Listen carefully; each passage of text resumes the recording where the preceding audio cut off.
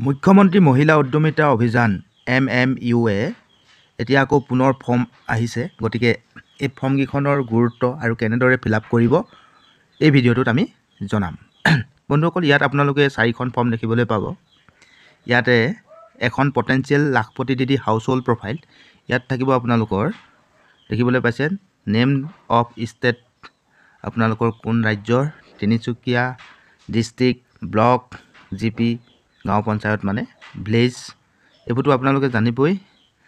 SHG member details, SHG member ID, name of SHG, আপোনাৰ আত্মসহায়ক গোটটোৰ নাম আৰু আত্মসহায়ক গোটৰ ID। ইয়াত পটেঞ্চিয়েল লাখপতি হাউচ হোল্ড ডিটেইলছ, ঘৰুৱা তথ্য, name of HH member, house hold member মানে ঘৰৰ মুৰব্বী নাম দিব লাগিব আপোনাৰ, আৰু আপোনাৰ সৈতে সম্পৰ্ক কি, ৰিলেশ্যন উইথ লাখপতি দিদি। যদি আপোনাৰ গিৰিয়েকৰ নাম দিয়ে তেনেহ'লে ইয়াত হাজবেণ্ড বুলি দিব লাগিব আৰু হাজবেণ্ডৰ বয়স ইয়াত দিব লাগিব। ইয়াত আপোনালোকৰ লোন ডিটেইলছ, আপুনি যদি লোন লৈ থৈছে তেনেহ'লে সেই সম্পৰ্কে ইয়াত দিব লাগিব। ইয়াত আপোনালোকে has Lakhpati Didi avail loan for any livelihood activity. ইয়াত লাইভহুড এক্টিভিটিত ইয়াত যদি আপোনালোকে লোন লৈ থৈছে তেনেহ'লে য়েছ, আৰু যদি লোন লোৱা নাই তেনেহ'লে ন'। দিয়াৰ পাছত বাকীখিনি আপুনি যিহেতু দিলেই, ইয়াত আৰু বাকীখিনি ফিল আপ কৰিবলৈ কোনো প্ৰয়োজন নাই, যিহেতু ন'তে সম্পূৰ্ণ উত্তৰসমূহ সোমাই আছে। তাৰপিছতে ইত আপোনালোকে দেখিবলৈ পাইছে মেম্বাৰশ্বিপ অফ বিজনেছ অৰ্গেনাইজেশ্যন। আপুনি ব্যৱসায়ৰ যিকোনো গোটত সোমাই আছে নেকি, সংযোগ হৈ আছে নেকি, সেই কথাটোকে আপোনালোকে যদি ইয়াত দিব লাগিব। যদি আছে য়েছ। কেনেধৰণৰ গোটত, আপোনাৰ ব্যৱসায়িক গোট দেই, এইটো ব্যৱসায়িক গোট। ইয়াত আপোনালোকৰ লোকেল গোট, ফাৰ্মাৰ গ্ৰুপ ঢেৰ থাকে নহয়, সেইকাৰণে যদি আপোনালোকে আছে তেনেহ'লে য়েছ দিব।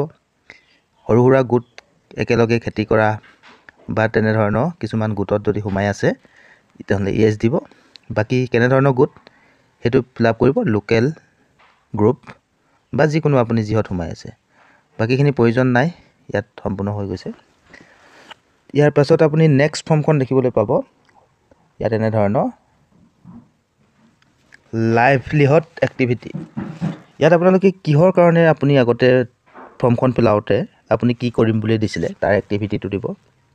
ইয়াত আমি ধানৰ খেতি বাদ দি বুলি দিছোঁ, যিহেতু ই এগ্ৰিকালচাৰত হয় তেনেহ'লে AG, আৰু স্কেল এৰিয়া আপুনি কিমান খেতি কৰিব আমি সেইটো দিম, বা আপুনি বাকীখিনিৰ মতে দিব আপুনি যি এপ্লাই কৰিছিলে।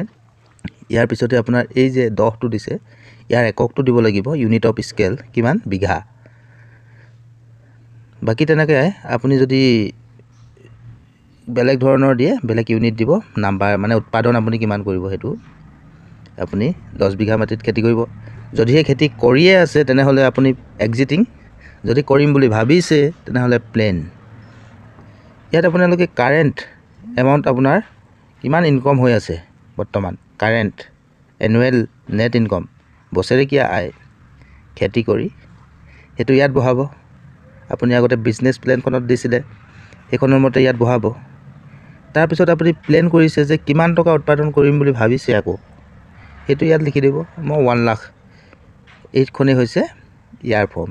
আৰু একেবাৰে চমু এটা দিলেই হয়, 10টা দিব নালাগে, এটাই দিব। আপুনি এখন ফৰ্ম আগতে যিহেতু ফিল আপেই কৰি থৈ দিছে, এজন মানুহে 10টা বিজনেছ কৰিব নোৱাৰে, গতিকে আপুনি এটাই দিব।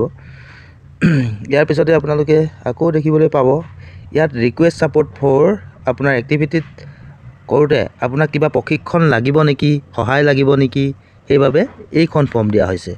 ইয়াত আমি দিছোঁ আপুনি কি সহায়ৰ কাৰণে আপুনি অনুৰোধ কৰিব বিচাৰে।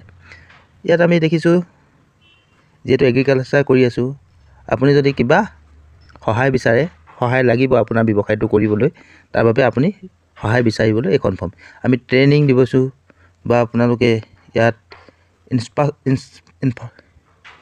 ইনফ্ৰাষ্ট্ৰাকচাৰ সহায়ৰ কাৰণে এইটো ল'ব। ইয়াৰ পাছতে আপোনালোকে দেখিবলৈ পাইছে এইখনেই ফৰ্ম, আপুনি টিক মাৰিলেও হ'ব ইয়াত বা আপুনি লিখি দিলেও হ'ব। ইয়াত মাৰ্কেটিং কেনেকৈ কৰিব, আমি ধান খেতি কেনেকৈ বিকিম, সেইকাৰণে আমাক কেনেধৰণৰ সহায় কৰিবৰ কাৰণে আমি অনুৰোধ কৰিছোঁ। ইমানেই, ইয়াত আৰু একো দৰকাৰ নাই, আপুনি লিখিবও পাৰে বা ৰাইট চিনো দিব পাৰে।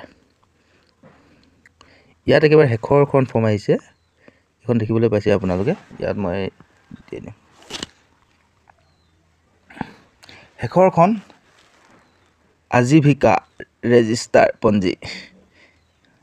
আজীৱিকা ৰেজিষ্টাৰ পঞ্জীখনত আপুনি বেছিক ডিটেইলছ এইখিনি জানেই আপোনালোকে দি ল'ব। GP চেল্ফ গ্ৰুপ ID আপুনি আপোনালোকৰ ভিঅ' সুধি ল'ব, আপোনাৰ মেম্বাৰ কোড বা লিখাই আছে আপোনাক ফৰ্মখন নিওঁতে মেম্বাৰ কোডটো লিখিয়ে দিয়ে।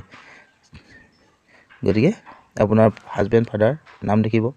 ইয়াত আপোনাৰ নেম অফ এক্টিভিটি, আপোনাৰ গ্ৰছ ইনকম, এক্সপেন্স খৰচ কিমান হ'ব, নেট ইনকম কিমান হ'ব, আপুনি ব্যৱসায়টো কৰোঁতে কিমান টকা লাগিব সেইটো ব্যৱসায় পেনেলত দিছিলে আপুনি। আমি যিহেতু এগ্ৰিবেছ এক্টিভিটি কৰিম এইটোত, সেইকাৰণে আমি একেবাৰে ইয়াত আহিছোঁ। আপোনালোকে যি চাই ল'ব, manufacturing, construction, trading business, other business যিহেতু আছেই, ইয়াৰ পৰা যিকোনো এটা লৈ ল'ব।